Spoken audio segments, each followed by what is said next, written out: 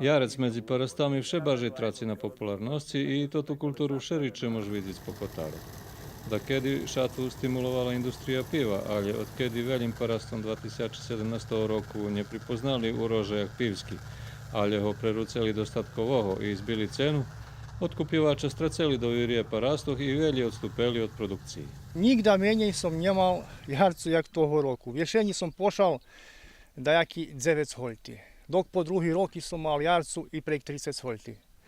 Ale takže deselo, loňská cena jarcu bola mala, da som pošal jem 9 holti. Mada trebalo vece pošať, bo vidim, že pohľadovanie veľké za jarcom. I za drugoh i ľudze veľo hľadajú jarcu. Dneška bol štvrtý človek, že či by mohol kúpiť hej jarcu.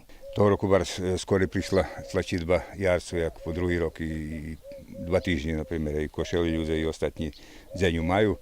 U Kerestroše tlačilo, teraz budeme ísť, jak príde žito, vjerovatnije i ono skorej dojde 2 týždne, jak i jarec.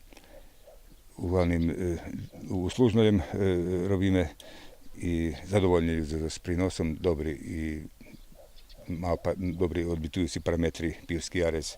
Znači, jeho treba pošać na čas, tam do 6. oktobra. Original našenje muši buć i tak već kad bude mać menje proteini i bude mać to ti parametri co hljeda pivska industrija. Poneže statkový jarec vše treba, parasti ho budú i dalje šac pre svoje potreby i za potreby druhých statkarov, ktorým jarec budú predávať direktno, a ne prek za drugog i drugih posredníkov. A pivska industrija, keď zosce kupovať domašnji jarec, bude mušiti stimulovať produkovateľa.